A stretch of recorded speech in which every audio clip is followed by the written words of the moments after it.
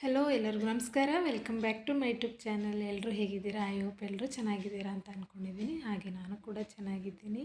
So ಹೊಸದಾಗಿ ಯಾರೆಲ್ಲ ನನ್ನ ಚಾನಲ್ನ ನೋಡ್ತಿದ್ದಾರೆ ದಯವಿಟ್ಟು ಸಬ್ಸ್ಕ್ರೈಬ್ ಮಾಡ್ಕೊಳ್ಳಿ. ಹಾಗೆ ನಾನು ಮಾಡುವಂಥ ಲಾಗ್ ಇಷ್ಟ ಆದರೆ ಲೈಕ್ ಕೊಡಿ, ಶೇರ್ ಮಾಡಿ, ಕಮೆಂಟ್ ಮಾಡಿ ಅಂತ ಕೇಳ್ಕೊತೀನಿ. ಸೊ ಇವತ್ತೊಂದು ವಿಷಯ ಏನು ಅಂತೇಳಿ ಗೊತ್ತಾಗಿರುತ್ತೆ. ಸೊ ಆಲ್ರೆಡಿ ಟೈಟಲ್ ನೋಡಿ. ಸೊ ಈಗ ಆ ಲಾಗ್ನ ಸ್ಟಾರ್ಟ್ ಮಾಡ್ತಾಯಿದ್ದೀನಿ. ಸೊ ಗೈಸ್, ಅವತ್ತಿನ ದಿನ ನನಗೇನಾಯಿತು ಅಂತಲೇ ಗೊತ್ತಾಗಲಿಲ್ಲ. ಸೊ ಅವತ್ತು ನೈಟು ಚೆನ್ನಾಗಿ ಊಟ ಎಲ್ಲ ಮಾಡಿಕೊಂಡು ಮಲ್ಕೊಂಡೆ. ಸೊ ಅಂದರೆ ನಾನು ಮಲ್ಕೊಂಡು ಒಂದು ಹಾಫ್ ಆನ್ ಅವರ್ ಅಷ್ಟರಲ್ಲಿ ಕೆಮ್ಮು ಬಂತು ನನಗೆ. ಸ್ವಲ್ಪ ಹೊತ್ತು ಕೆಮ್ಮುತ್ತಾ ಇದ್ದೇನೆ ಹಾಗೆಯೇ. ಮತ್ತು ಕೆಮ್ಮು ಜೊತೆ ಈ ಒಂದು ಎದೆ ಭಾಗದ ಹತ್ರ ಒಂಥರ ಸೌಂಡ್ ಬರ್ತಾಯಿತ್ತು ಕೆಮ್ಮಿದ್ರೆ. ಸೊ ನಾನು ಅದು ಕೆಮ್ಮು ಬರ್ತಾಯಿತ್ತಲ್ಲ, ಮಾಮೂಲಿ ಕೆಮ್ಮಲ್ವಾ ಅಂತೇಳ್ಬಿಟ್ಟು ಏನು ಮಾಡಿದೆ, ನಮ್ಮ ಹಸ್ಬೆಂಡು ಕೂಡ ಅದು ಕೆಮ್ಮು ನಾನು ತಡ್ಕೊಳಕ್ಕಾಗಲ್ಲ ಅಂಥೇಳಿ ಬಿಸಿ ನೀರೆಲ್ಲ ಕಾಯಿಸಿ ಬಿಸಿ ನೀರೆಲ್ಲ ಕುಡಿಸಿ ಮಲಗಿಸಿದ್ರು. ಆಯಿತು ಅಂಥೇಳಿ ಮಲ್ಕೊಂಡೆ. ಸ್ವಲ್ಪ ಕಡಿಮೆ ಆಯಿತು ಬಿಸಿನೀರು ಕುಡಿದಾಗ. ಆಯಿತು ಅಂಥೇಳಿ ಮಲ್ಕೊಂಡೆ. ಮಲಗಿ ಒಂದು 1 ಅವರ್ 2 ಅವರ್ ಏನೋ ಆಗಿತ್ತು ಅಷ್ಟೇ. ಸೊ ನನಗೆ ಎಚ್ಚರ ಆಯಿತು. ಸೊ ಎಚ್ಚರ ಆಯ್ತಲ್ಲ ಅಂಥೇಳಿ ಎದ್ದೇಳಿದೆ. ಸೊ ನನಗೆ ಎಚ್ಚರ ಆದ ತಕ್ಷಣ ತುಂಬಾ ಚಳಿ ಆಗ್ತಾಯಿತ್ತು.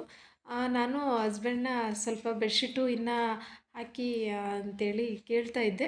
ಯಾಕೆ ಅಂತ ಹೇಳಿದ್ರು. ಏನೋ ಗೊತ್ತಿಲ್ಲ, ತುಂಬ ಚಳಿ ಆಗ್ತಾಯಿದೆ, ತಡ್ಕೊಳಕ್ಕಾಗ್ತಾಯಿಲ್ಲ ಅಂಥೇಳಿ. ಅವರು ಆಮೇಲೆ ನೋಡಿದಾಗ ಜ್ವರ ಬಂದಿದೆಯಲ್ಲ ಅಂಥೇಳಿ ಹೇಳಿದ್ರು ಮನೇಲಿ. ಅದಕ್ಕೇನೋ ಗೊತ್ತಿಲ್ಲ, ಅದಕ್ಕೆ ತುಂಬ ಚಳಿ ಆಗ್ತಾಯಿದೆ ಅಂಥೇಳಿ ಬೆಡ್ಶೀಟ್ ಹಾಕ್ಸ್ಕೊಂಡು ಮಲ್ಕೊಂಡೆ. ಮತ್ತು ಮಾರ್ನಿಂಗ್ ಎದ್ದೇಳಬೇಕಾದ್ರೆ ಒಂದು 6 o'clockಗೆ ಎದ್ದೇಳಿದೆ.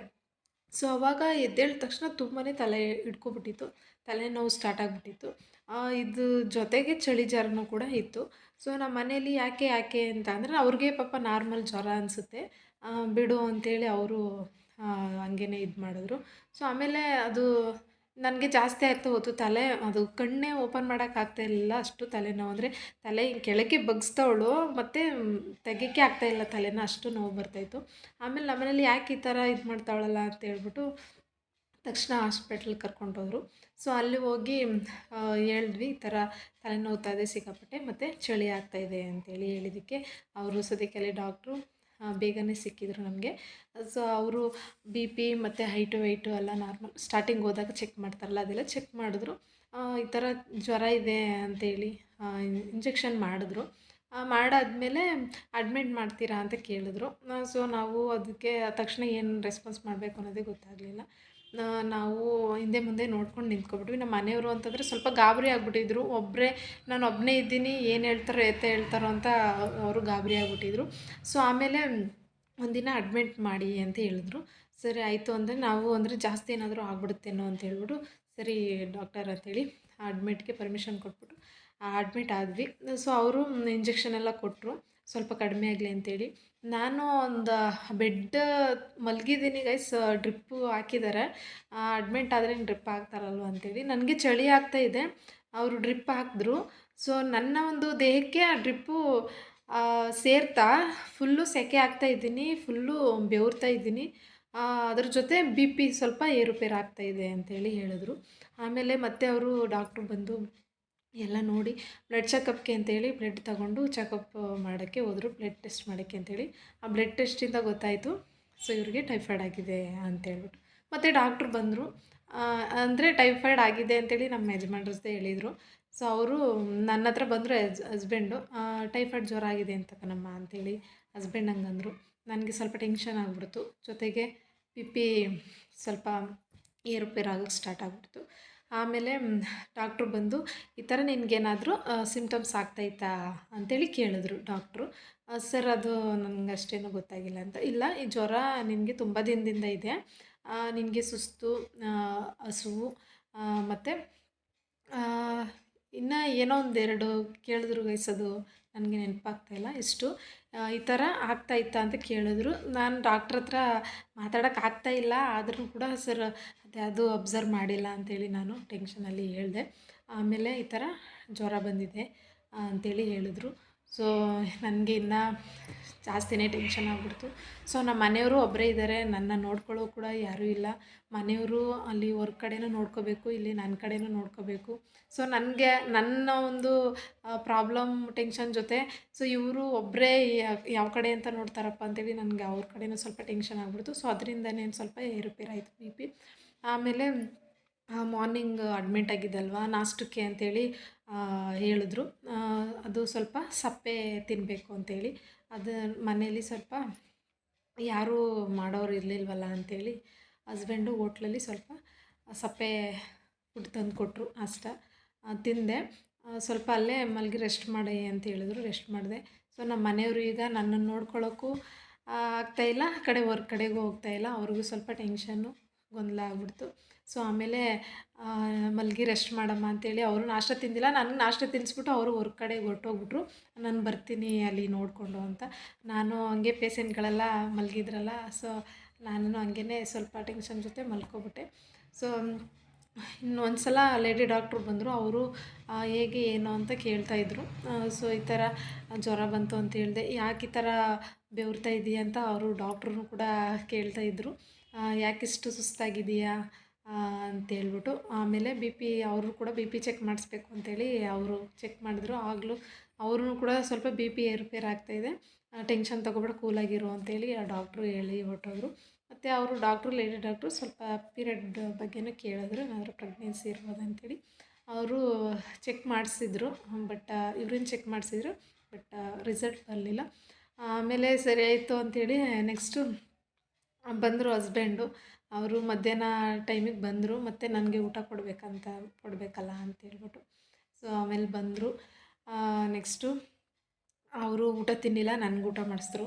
ಬಟ್ ಇವ್ರನ್ನ ನೋಡೋಕ್ಕಾಗಲಿಲ್ಲ, ಯಾಕಂದರೆ ಜೊತೇಲಿ ಯಾರಾದರೂ ಇದ್ದರೆ ನೋಡ್ಕೋತಾರೆ ಅಂತ ಇವರು ಧೈರ್ಯದಲ್ಲಿ ಬಿಟ್ಬಿಟ್ಟು ಹೋಗ್ತಾರೆ. ಬಟ್ ಇಲ್ಲಿ ನಮ್ಗೆ ಅಕ್ಕಪಕ್ಕ ಯಾರೂ ಇಲ್ಲ. ಸೊ ಅಂದರೆ ನಮ್ಮ ಅಮ್ಮ, ಅಪ್ಪ, ಅತ್ತೆ, ಮಾವ ಎಲ್ಲ ಊರ ಕಡೆ ಇದ್ದಾರೆ. ಬಟ್ ಇವ್ರಿಗೆ ಸ್ವಲ್ಪ ಗಾಬರಿ ಆಯಿತು, ಇಲ್ಲಿ ಯಾವ ಥರ ನೋಡೋದು ಅಂತೇಳಿ ಗಾಬರಿ ಆಯಿತು. ಸೊ ನನಗೆ ಈ ಥರ ಆಗಿದ್ದು ಅಂದರೆ ಅವರು ಹೇಳಿದ್ದು ಈ ಥರ ಟೈಫಾಯ್ಡ್ ಜ್ವರ ಬಂದಿದೆ ಅಂತೇಳಿ. ಅಂದರೆ ತುಂಬ ದಿನದಿಂದ ಜ್ವರ ಇತ್ತು, ಮೈಯಲ್ಲಿ ಜ್ವರ ಕಾಣಿಸ್ತಾಯಿತ್ತು, ನೀವು ಅದು ನೋಡಿಲ್ಲ ಅಂತೇಳಿ ಡಾಕ್ಟ್ರು ಹೇಳಿದ್ರು. ಸೊ ಆಯಿತು ಅಂತೇಳಿ ನಾವು ಅಲ್ಲೇ ಕ್ಲಿಯರ್ ಮಾಡ್ಕೊಂಡು ಹೋಗೋಣ ಅಂತೇಳ್ಬಿಟ್ಟು ಅಲ್ಲೇ ಕ್ಲಿಯರ್ ಮಾಡಿಕೊಂಡು ಮಾತ್ರೆ ಮೆಡಿಸನ್ ಎಲ್ಲ ತೊಗೊಂಡು ಬಂದ್ವಿ. ಸೊ ನೆಕ್ಸ್ಟು ಅವರು ಮಾರನೇ ಅಂದರೆ ನೆಕ್ಸ್ಟ್ ಡೇ ಒಂದು 7 ಗಂಟೆ ಟೈಮಲ್ಲಿ ಬಂದರು. ಮತ್ತೆ ಎಲ್ಲ ಚೆಕ್ ಮಾಡಿದ್ರು. ಸೊ ಎಲ್ಲ ನಾರ್ಮಲ್ ಇದೆ ಅಂತ ಹೇಳಿದ್ರು. ಮತ್ತು ಅದ್ರ ಜೊತೆ ಸ್ವಲ್ಪ ಬ್ಲಡ್ ಕಡಿಮೆ ಅಂತ ಹೇಳಿದ್ರು. ಸೊ ಎಲ್ಲೋದ್ರೂ ನನಗೆ ಅದು ಹೇಳ್ತಾರೆ, ಎಲ್ಲಿ ಬ್ಲಡ್ ಚೆಕಪ್ ಮಾಡಿಸ್ತೀನೋ ಅಲ್ಲಿ ಇವ್ರಿಗೆ ಬ್ಲಡ್ ಕಡಿಮೆ, ಚೆನ್ನಾಗಿ ತಿನ್ನಬೇಕು, ಉಣ್ಣಬೇಕು ಅಂತೇಳಿ ಹೇಳ್ತಾರೆ. ನಾನು ತಿಂತೀನಿ ಗೈಸ್, ಎಷ್ಟಾಗುತ್ತೋ ನಮ್ಮ ಹೊಟ್ಟೆಗೆ ಆಹಾರ ಎಷ್ಟು ಹಿಡಿಯುತ್ತೋ ಅಷ್ಟು ತಿಂತೀವಿ. ಸೊ ಅದ್ರ ಮೇಲೆ ತಿನ್ನೋಕೆ ಹೋಗ್ತೀವಿ ಅಂದರೆ ಅದು ಎಲ್ಲ ವಾಮಿಟಿಂಗ್ ಆಗಿಬಿಡುತ್ತೆ. ಬಟ್ ನನ್ನ ಹೊಟ್ಟೆಗೆ ಎಷ್ಟು ಬೇಕೋ ಅಷ್ಟು ಆಹಾರ ನಾನು ತಿಂತೀನಿ. ಹೋದಾಗೆಲ್ಲ ಆ ರೀತಿಯಲ್ಲಿ ಹೇಳ್ತಾರೆ ಬ್ಲಡ್ ಕಡಿಮೆ ಅಂತ. ಅವರು ಡಾಕ್ಟ್ರು ಆ ಥರ ಹೇಳ್ತು ಅಂದರೆ ಇಲ್ಲಿ ಮನೇಲಿ ಅವ್ರ ಜೊತೆ ಇವ್ರೂ ಸೇರಿಕೊಂಡು ಬೈತಾ ಇರ್ತಾರೆ. ಅದು ತಿನ್ನಲ್ಲ, ಇದು ತಿನ್ನಲ್ಲ, ಅದು ಬೇಡ ಅಂತೀಯ, ಇದು ಬೇಡ ಅಂತೀಯೇ, ಚೆನ್ನಾಗಿ ತಿನ್ನು ಅಂದ್ಕೊಂಡು ಹಸ್ಬೆಂಡು ಹೌದು ಸ್ವಲ್ಪ ಬೈದರು. ಪರವಾಗಿಲ್ಲ ಅಂತ ಅಂದ್ಕೊಂಡು ಮತ್ತೆ ಅವ್ರೇನು ಮೆಡಿಷನ್ ಕೊಟ್ಟಿದ್ರು ಎಲ್ಲ ಕಂಟಿನ್ಯೂ ಮಾಡಿಕೊಂಡು. ಸೊ ನೆಕ್ಸ್ಟ್ ಡೇ ಒಂದು 11 o'clock ಹಾಸ್ಪಿಟ್ಲದು ಒನ್ ಡೇದು ಅಮೌಂಟೆಲ್ಲ ಕ್ಲಿಯರ್ ಮಾಡಿ 11 ಗಂಟೆ ಕರೆಕ್ಟಾಗಿ ಮನೆಗೆ ಕರ್ಕೊಂಡು ಬಂದರು. ಸೊ ಕೈಯಲ್ಲಿ ಡ್ರಿಪ್ ಹಾಕಿದ್ರಲ್ಲ, ಆ ಡ್ರಿಪ್ಪು ಇಂಜೆಕ್ಷನ್ ತೆಗ್ದಿರಲಿಲ್ಲ. ಸೊ ಅಲ್ಲಿ ಯಾಕೆ ತೆಗ್ದಿಲ್ಲ ಅಂತ ಕೇಳಿದ್ದಕ್ಕೆ ಅವರು ಇಂಜೆಕ್ಷನ್ಗೆ ಬರಬೇಕು ಅಂತ ಹೇಳಿದರು. ನಮಗೆ ಮನೆಗೆ ಹೋಗ್ತೀವಿ ಅನ್ನೋ ಒಂದು ಸಮಾಧಾನ, ಮತ್ತು ಇದು ಡ್ರಿಪ್ಪು ಇಂಜೆಕ್ಷನ್ ತೆಗ್ದಿಲ್ವಲ್ಲ ಯಾಕೆ ಅಂತ ಕೇಳಿದ್ದಕ್ಕೆ ಅವರು ಮತ್ತೆ ಇಂಜೆಕ್ಷನ್ಗೆ ಬರಬೇಕು, ಯಾಕಂದರೆ ಮತ್ತೆ ನಿಮ್ಗೇನಾದರೂ ಜ್ವರ ಏನಾದರೂ ಕಾಣಿಸ್ಕೊಂಡ್ರೆ ನೀವು ಮತ್ತೆ ಬಂದು ತೋರಿಸ್ಕೋಬೇಕು ಅಂತ ಹೇಳಿದರು. ಸೊ ನಾವು 1 ಡೇಗಷ್ಟೇ ಅಡ್ಮಿಟ್ ಆಗಿದ್ದಲ್ವ, ಅವರು ಮನೆಗೆ ಕಳಿಸ್ಕೊಟ್ಬಿಟ್ರಲ್ಲ. ಸೊ ಇಂಜೆಕ್ಷನ್ಗೆ ಬರಬೇಕು ಅಂತ ಹೇಳಿದರು. ಅದು ಇಂಜೆಕ್ಷನ್ ಹೇಗೆ ಅಂದರೆ ಗೈಸ್ 3 ದಿನ ತೊಗೋಬೇಕು.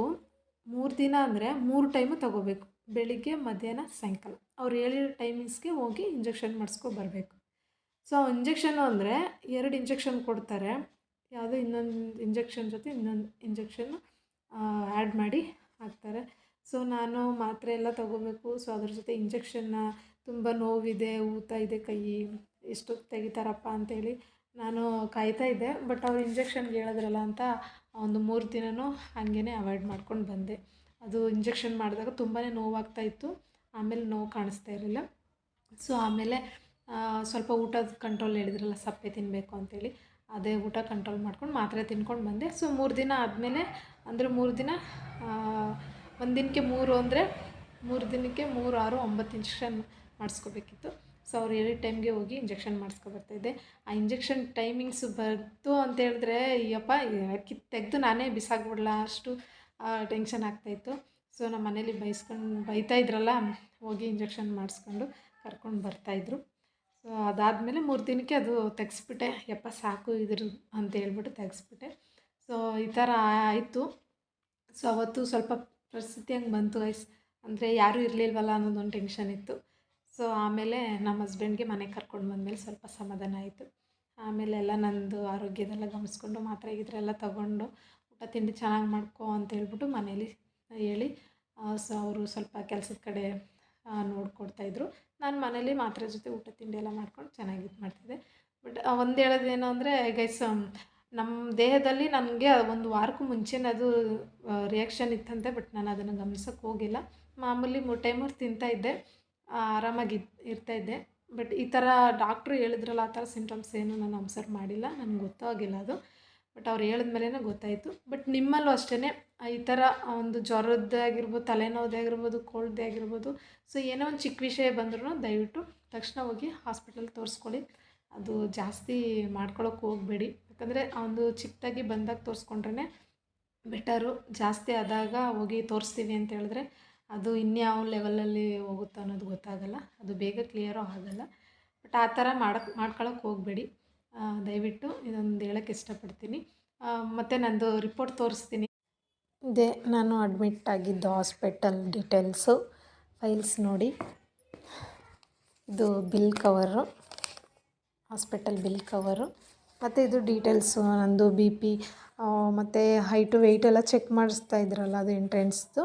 ಸೊ ಅದು ಮತ್ತು ಮಾತ್ರೆಗಳೆಲ್ಲ ಬರೆದಿದ್ದಾರೆ ಗೈಸ್ ನೋಡಿ. ಇದೆಲ್ಲ ಮಾತ್ರೆಗಳೆಲ್ಲ ತಿಂದಿದ್ದೀನಿ, ಇಷ್ಟೆಲ್ಲ ಯಾವುದೂ ಮಿಸ್ ಮಾಡಿಲ್ಲ. ಮಾತ್ರೆ ಎಲ್ಲ ತೊಗೊಂಡಿದ್ದೀನಿ. ಮತ್ತು ಬ್ಲಡ್ ಕಡಿಮೆ ಅಂತ ಮೇನ್ ಇದೆ. ಇಷ್ಟು ಹಿಮೋಗ್ಲೋಬಿನ್ನು ಮತ್ತು ವೈಟ್ ಬ್ಲೀಡ್ ಸೆಲ್ಸು, ಸೊ ಈ ಥರ ಎಲ್ಲ ತೋರಿಸಿದ್ದಾರೆ. ಅದು ರೇಂಜು ಮತ್ತು ನಾರ್ಮಲ್ಲು ನನಗೆ ಎಷ್ಟಿದೆ ಎಲ್ಲ ತೋರಿಸಿದ್ದಾರೆ ನೋಡಿ. ಮತ್ತು ಇದು ಚೆಕ್ ಮಾಡಿದ್ರು, ಬಟ್ ಅದು ರಿಸಲ್ಟ್ ಬಂದಿಲ್ಲ, ನೆಗೆಟಿವ್ ಬಂತು. ಬಟ್ ನಾನು ಇದ್ರ ಬಗ್ಗೆನೂ ತಲೆ ಕೆಡಿಸ್ಕೊಂಡಿಲ್ಲ. ನನಗೆ ಪ್ರಾಬ್ಲಮ್ ಏನು ಅಂತ ಗೊತ್ತಾಗಿ ಕ್ಲಿಯರ್ ಆದರೆ ಸಾಕಪ್ಪ ಅಂತ ಅಂದ್ಕೊಂಡಿದ್ದೆ. ಬಟ್ ಅವರು ಲೇಡಿ ಡಾಕ್ಟ್ರು ಏನು ಅಂಥೇಳಿ ಚೆಕ್ ಮಾಡಿಸಿದ್ರು, ಬಟ್ ಅದು ರಿಸಲ್ಟ್ ಬಂದಿಲ್ಲ. ಇಷ್ಟು. ಸೊ ದಯವಿಟ್ಟು ಆರೋಗ್ಯದ ಬಗ್ಗೆ ಗಮನ ತಗೊಳ್ಳಿ. ನಮ್ಮ ಆರೋಗ್ಯ ನಮ್ಮ ಕೈಲೇ ಇದೆ. ನಾವು ಊಟ ತಿಂಡಿ ಎಲ್ಲ ಚೆನ್ನಾಗಿ ಮಾಡಿಕೊಂಡು ಯಾವುದೇ ಟೆನ್ಷನ್ ತಗೊಂಡೆ ಇದ್ದರೆ ಆರಾಮಾಗಿ, ಸೊ ಯಾವುದೇ ರೀತಿ ತೊಂದರೆ ಬರಲ್ಲ. ಕೆಲವ್ರು ಹೇಳ್ತಾರೆ ಇವರೇನು ನೋಡೋಕ್ಕೆ ಚೆನ್ನಾಗೇ ಇದ್ದಾರಲ್ಲ, ಏನು ಸಮಸ್ಯೆ ಇವ್ರಿಗೆ ಅಂತೇಳಿ ಹೇಳ್ತಾರೆ. ಬಟ್ ನಮ್ಮ ಒಂದು ದೇಹದ ಒಳಗಡೆ ಆಗುವಂಥದ್ದು ಯಾರಿಗೂ ಗೊತ್ತಾಗಲ್ಲ, ಯಾರಿಗೂ ಅದು ಕಾಣಿಸೋದು ಇಲ್ಲ. ನಮಗೇನೋ ಒಂದು ಚಿಕ್ಕದಾಗಿ ಗೊತ್ತಾಯಿತು ಅಂತೇಳಿ ತೋರಿಸ್ತೀವಿ ಅಂತ ಹೋದಾಗ, ಸೊ ಅಲ್ಲಿ ಚೆಕ್ ಮಾಡಾದ್ಮೇಲೆ ಈ ಥರ ಸಮಸ್ಯೆ ಪ್ರಾಬ್ಲಮ್ ಇದೆ ಅಂತೇಳಿ ಗೊತ್ತಾಗೋದು. ಸೊ ಅಲ್ಲಿ ತನಕ ಯಾರಿಗೂ ಗೊತ್ತಾಗಲ್ಲ. ಸೊ ನಾನು ಹೇಳೋದಿಷ್ಟೇ, ನೀವೂ ಅಷ್ಟೇ ಆರೋಗ್ಯದ ಬಗ್ಗೆ ಗಮನ ತಗೊಳ್ಳಿ. ಯಾರು ಕೇರ್ಲೆಸ್ ಮಾಡೋಕ್ಕೆ ಹೋಗಬೇಡಿ. ನಿಮಗೆ ಆಗಿರ್ಬೋದು, ಇಲ್ಲ ಮಕ್ಕಳಿಗೆ ಆಗಿರ್ಬೋದು, ಇಲ್ಲ ತಂದೆ ತಾಯಿಗೆ ಆಗಿರ್ಬೋದು, ಸ್ವಲ್ಪ ಆರೋಗ್ಯದ ಬಗ್ಗೆ ಗಮನ ಹರಿಸಿ. ಸೊ ಇಷ್ಟು ಹೇಳೋಕ್ಕೆ ಇಷ್ಟಪಡ್ತೀನಿ. ಇವತ್ತಿನ ವ್ಲಾಗ್ನ ಇಲ್ಲಿಗೆ ಎಂಡ್ ಮಾಡ್ತಾಯಿದ್ದೀನಿ. ಸೊ ಮುಂದಿನ ವ್ಲಾಗಲ್ಲಿ ಸಿಗ್ತೀನಿ. Thank you.